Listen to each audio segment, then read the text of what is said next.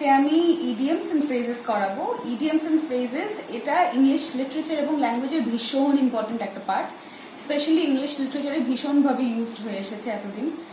আর তার সাথে আমি অল্প অল্প করে ফ্রেজাল ভার্বসও টাচ করে যাব। And just to be in good shape আমি তার সাথে অরিজিন বা মিনিং কোথা থেকে এসেছে, উৎপত্তি হয়েছে এই ফ্রেজগুলোর, সেগুলো আমি অল্প অল্প করে বলে যাব যতটা সম্ভব। আমি প্রত্যেকটারই একসাথে কম্পাইল করেছি।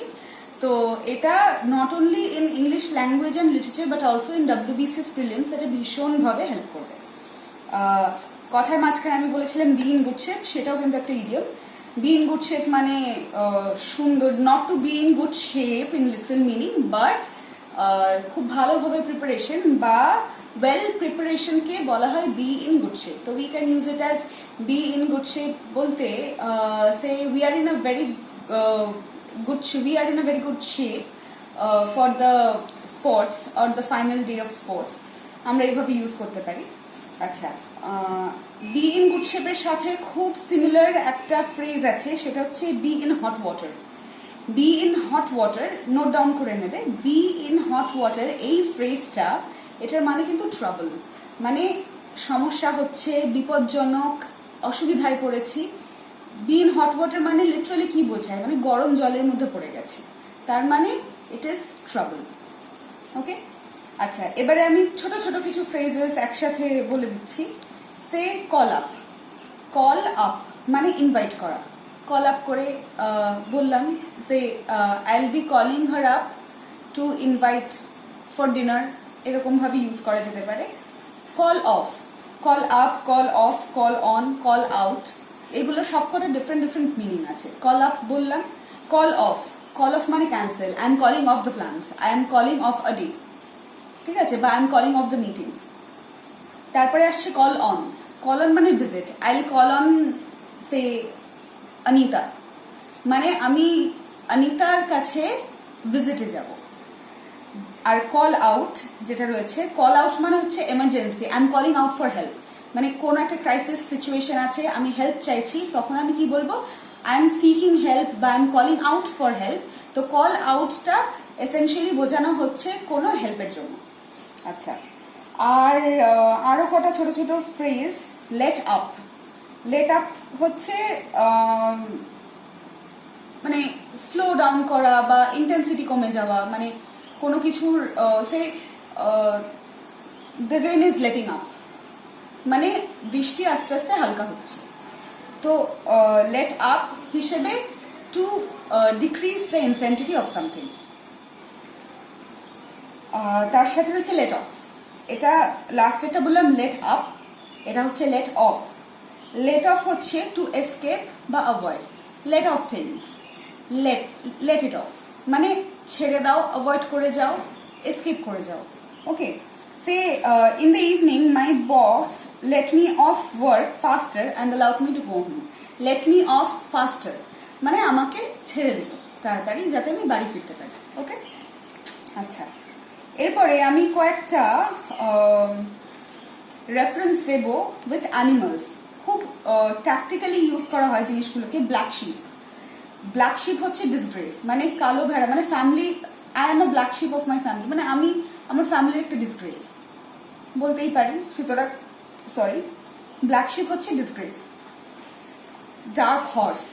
ডার্ক হর্স হচ্ছে সিক্রেট অ্যাবিলিটি, মানে ডার্ক হর্স মানে there's one I am a dark horse in a lot of things, মানে আমার প্রচুর সিক্রেট অ্যাবিলিটি আছে যেটাকে আমি হিডেন রাখতে চাইছি, তার মানে ডার্ক হর্স হচ্ছে সিক্রেটিভ। ওকে, হোয়াইট এলিফ্যান্ট। হোয়াইট এলিফ্যান্ট হচ্ছে কোনো একটা জিনিস যেটা এক্সপেন্সিভ কিন্তু আনওয়ান্টেড, চাইছি না, মানে লিটারাল মিনিংয়ে যদি আমরা বলতে চাই তাহলে হোয়াইট এলিফ্যান্ট হচ্ছে একটা হাতি which is very expensive, white elephant that is of no use. তাই জন্য আমরা হোয়াইট এলিফ্যান্টকে অনেক সময় আমরা বলে থাকি আনওয়ান্টেড, মানে that certain object in my house is just a white elephant, মানে it is expensive, it is taking some space and it is unwanted, আমি চাইছি না সেটাকে রাখতে। ওকে, আর একটা ফ্রেজ আছে, সেটা হচ্ছে এলিফ্যান্ট ইন দ্য রুম, মানে কোনো একটা ফ্যাক্ট যেটা সে ইন আ মিটিং আমরা সবাই জানি কিন্তু ডিসকাস করতে চাইছি না, ভীষণ ইম্পর্টেন্ট একটা ফ্যাক্ট যেটা আমরা সিক্রেট রাখতে চাইছি। এলিফ্যান্ট ইন দ্য রুম এই জিনিসটা, এই ফ্রেজটাকে ভীষণ লিটারাল ভাবে বলা হয় যে একটা বড় হাতির মতো একটা জিনিস যেটাকে আমরা, এটা সার্কাস্টিক্যালি বলা হয়, যেটাকে আমরা অ্যাভয়েড করে যাচ্ছি। So elephant in the room is very important topic yet avoidable. Okay, তারপরে আমরা আস্তে আস্তে একটু লম্বা ফ্রেজে আসবো।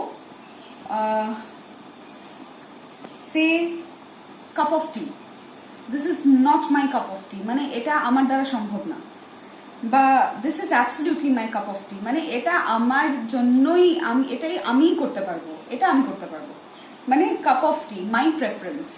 ওকে, something I am good at বা something I prefer doing. Okay, bring home the bacon, ভীষণ প্রবাবল এবং বিভিন্ন রকমের ইংলিশ গল্পের বইতে এটার প্রচন্ড ইউজ থাকে। ব্রিং হোম দ্য বেকন মানে আমি আর্ন করছি। Say for example, my mom and dad both has retired and I'm going through a financial crisis, so I bring home the bacon, মানে আমি আর্ন করছি। ওকে, টিট এ টিট, এটা খুব ভিক্টোরিয়ান পিরিয়ডে এই যেসব লেখাগুলো ছিল সেখানে টিট আ টিট বা টিটি আ টিটি এই জিনিসটা ভীষণ ইউজ করা হতো। টিইটিই ড্যাশ এ ড্যাশ টিইটিই, টিট আ টিট। এটার মানে হচ্ছে দুটো মানুষের মধ্যে খুব প্রাইভেট, খুব সিক্রেট একটা কনভারসেশন, আমরা মোট কথায় যেটাকে পিএনপিসি বলে থাকি, দুজনের মাঝখানে যদি কোনো সিক্রেট, মানে সিক্রেটিভ কোনো আলোচনা হয়ে থাকে, কথোপকথন, সেটাকে টিট টিট বলা হয়। ওকে, তারপরে আমরা আসবো অ্যাট ড্যাগার্স ড্রন, মানে ড্যাগার্স ড্রন মানে বোঝাই যাচ্ছে খুব ধারালো একটা অস্ত্র। ওকে, এটাকে বলা হয় unfriendly situation on bad terms with one another, মানে আমার সাথে তোমার সম্পর্ক ভালো নেই, সুতরাং we are at daggers drawn. Okay, মানে সম্পর্ক রিস্ট্রেন্ট। আচ্ছা, এরপরে আমরা চলে যাব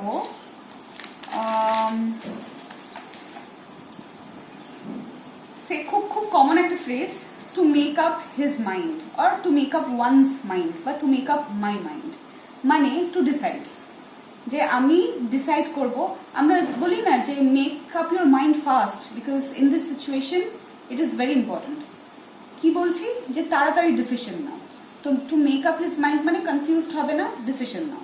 ওকে, এরপরে চলে যাচ্ছি আমরা ডে বেসিসে যেসব ইডিয়মস আছে। Say red letter day, red letter day মানে হ্যাপি বা স্পেশাল ডে। এটার অরিজিন হয়েছে অ্যাকচুয়ালি অনেক আগে, এখনো এই কাস্টমটা চলে আসছে। রোমান ক্যালেন্ডারে এক একটা ডেট লাল রং করে সেটাকে লেটার হিসেবে মার্ক করা হতো। তো সেখান থেকে, মানে that means very important or special day, সেখান থেকে এই রেড লেটার ডেটা এখন ইডিয়াম হিসেবে ইউজড হচ্ছে। ওকে, তারপরে আমরা চলে যাব May Day, MAYDAY, May Day. May Day মানে এটা আমরা খুব প্লেন বা রেডিও ওয়েভস এখানে আমরা শুনে থাকি। এটার মানে হচ্ছে এমার্জেন্সি বা trouble. May Day, I am calling of, it's a May Day, মানে আমি বিপদে পড়েছি। এটা ইউজুয়ালি রেডিও ওয়েভসে আমরা শুনে থাকি। এটা অরিজিন হচ্ছে একটা ফ্রেঞ্চ ওয়ার্ড থেকে, which is called mayday, MAIDEN, mayday. Okay, May day যেহেতু মে ডের মতো শুনতে লাগে, ওই জন্য আমরা এখন মে ডেটাকেই ইডিয়মস হিসেবে ইউজ করি to say it's an emergency. Okay, তারপরে বলা যায় যে say day in and day out, মানে একই জিনিস দিনে রাতে একইভাবে করে চলেছি, দ্যার ইজ নো ভ্যারিয়েশন। খুব বাংলায় আমরা একটা ফ্রেজ ইউজ করে থাকি, থোর বড়ি খাড়া খাড়া বাড়ি থোর। তো day in and day out সেটা লিটারাল অর্থে এটারই you can say the English version. Okay, so same monotonous repeated happenings in a day is called day in and day out. আমি বেরোচ্ছি একই কাজ করে, ফিরছি, ফিরে একই কাজ করছি, খুব মনোটোনাস একটা অ্যাক্টিভিটি বোঝাচ্ছে। ওকে, এইবারে আমরা চলে আসছি আরেকটা খুব, মানে আমরা বাংলায় এই টার্মটা ইউজ করে থাকি 9-6 হয়ে যাওয়া, ঠিক সেইটারই ইংলিশ টার্ম হচ্ছে at 6s and 7s, মানে ভীষণ সিমিলার, বোঝাই যাচ্ছে 9-6 আর 6s and 7s, মানে কনফিউশন তৈরি হয়েছে, এলোমেলো হয়ে গেছে। তো আমি যখন বলছি I am at 6s and 7s, মানে প্রচন্ড কনফিউশনে আছি, এলোমেলো হয়ে রয়েছে সবকিছু, সেই হিসেবে এই ফ্রেজটা ইউজ করা হয়। ওকে, তারপরে আমরা চলে আসব কিছু সিচুয়েশন, ফেনোমেনাল কিছু সিচুয়েশন ডিসক্রাইব করছে এরকম জায়গায়। Keep head above water. আমরা ইউজুয়ালি কি বলি, মানে জল যখন উঠতে থাকে তখন আমরা বলি যে মুখটা জলের উপর রাখতে, যাতে আমরা সার্ভাইভ করতে পারি।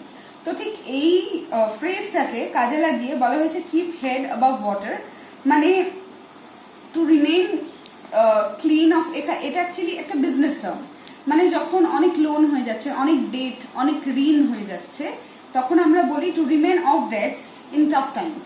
তো সেটাকে বলা হয় কিপ হেড অ্যাবাভ ওয়াটার, মানে আমি যতই কষ্ট হোক, যতই ফাইন্যান্সিয়াল টানাপোড়েন হোক, আমি নিজেকে দায়মুক্ত এবং লোন ফ্রি রাখতে চাইছি। Okay, pull up your socks. Pull up your socks হচ্ছে একদম কোমর বেঁধে লেগে পড়া। এটা ভীষণ প্রবাবল, একটা ভীষণ কমন, আমরা ইউজুয়ালি ইউজ করে থাকি এই টার্মটা, পুল আপ ইউর সক্স। ওকে, এইবার আমরা চলে যাব কিছু মানে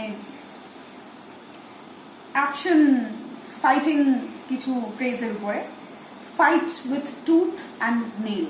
ওকে, fight with tooth and nail মানে ফাইটিং অ্যাগ্রেসিভলি কোনো একটা কিছু, and we are gonna fight tooth with tooth and nail, বা we are gonna fight tooth and nail, মানে যেভাবেই হোক করেঙ্গে, মানে লড়েঙ্গে या মরেঙ্গে। ঠিক আছে, এই জিনিসটাকে বলা হচ্ছে fight with tooth and nail. আচ্ছা, ফাইট ইয়োর কর্নার মানে কোনো একটা সিচুয়েশনে ডিফেন্সিভ আর্গুমেন্ট করা। আমি নিজেকে ডিফেন্ড করতে চাইছি, বা আমি কোনো একটা পক্ষকে ডিফেন্ড করতে চাইছি, সেটাকে বলা হবে ফাইট ইয়োর কর্নার। মানে তুমি ডিফেন্সিভ খেলে তুমি নিজেকে বাঁচিয়ে নাও, মানে defensive argument. Okay, fight way out. Fight way out মানে এসকেপ করে যাও কোনো একটা সিচুয়েশন থেকে, ফাইট ওর ওয়ে আউট মানে তুমি নিজেকে বাঁচিয়ে নিয়ে সিচুয়েশনটা থেকে বেরিয়ে যাও। তো ফাইট ইউর কর্নার আর ফাইট ইউর ওয়ে আউট দুটো সিমিলার মিনিং, একই রকম মিনিং, শুধু সিচুয়েশনটা ডিফারেন্ট। একটা তুমি আর্গুমেন্টের জন্য করছো, একটা তুমি সিচুয়েশনের জন্য করছো। ওকে, আচ্ছা, তারপরে আসছি আমরা টু কিপ ওয়ানস টেম্পার। মানে টু কিপ ওয়ানস টেম্পার বা টু কিপ মাই টেম্পার, এটাকে বলা হয় হচ্ছে টু কিপ গুড মুড, নিজের ধৈর্য রাখা, নিজেকে কাম রাখা, to remain calm at situations. তার মানে হচ্ছে to keep one's temper, keeping my temper in hard situation. Okay, to hold one's tongue, এটা ভীষণ অ্যাপ্লিকেবল একটা ফ্রেজ, যেটা আমরা সবসময় ইউজ করে থাকি যখনই কোনো তর্ক বিতর্কের মুহূর্ত হয়। To hold one's tongue or to hold your tongue. Hold your tongue while you speak. Hold your tongue and don't speak rubbish. Okay. মানে হচ্ছে to control verbal anger and abusives. Okay. তো to hold one's tongue মানে তুমি বলছো যে কথায় লাগাম দিতে। তো this is the absolute Bengali meaning of to hold one's tongue. কথায় লাগাম দেওয়া। আচ্ছা, আজকের জন্য লাস্ট যে ফ্রেজটা বা ইডিয়ামটা যেটা আমি ডিসকাস করব, ভীষণ কন্ট্রোভার্সিয়াল একটা ফ্রেজ, সেটা হচ্ছে পেইন্ট দ্য টাউন রেড। আমরা ইউজুয়ালি এটা জানি যে এটার মানে একটা জয়ফুল ডে অর টাইম, ভীষণ খুশির একটা দিন। Two paint the town red মানে ইন লিটারাল মিনিং জায়গাকে লাল রঙে সাজিয়ে দাও। কিন্তু এটার কন্ট্রোভার্সি যেটা আছে সেটা আমেরিকান লিটারেচারে খুব পাওয়া যায়। অস্কার ওয়াইল্ডও বলে গেছেন যেটা এটার একটা নেগেটিভ মিনিং আছে, that is to paint with blood, that is called paint the town red. মানে কোনো একটা অ্যাক্টিভিটি যেটা সিম্পল, ওকে, সেটার মানেও কিন্তু পেইন্ট দ্য টাউন রেড হয়। একটা হিস্ট্রি আছে এটা আমেরিকান লিটারেচারে, যে কাউ বয়েজ এরা এসে টর্চার করে এবং মার্ডার করে তারা মানে সবাইকে চুপ করে রাখার জন্য এই জিনিসটা করতো। তো they use to paint the town red. তো এটার মানে একটা নেগেটিভ অ্যাসপেক্টও হতে পারে, কিন্তু in general joyful time or day use করা যেতে পারে। So this will be my last phrase, and next এপিসোডে আমরা আরও কিছু খুব common phrase and idioms discuss করবো। So stay tuned.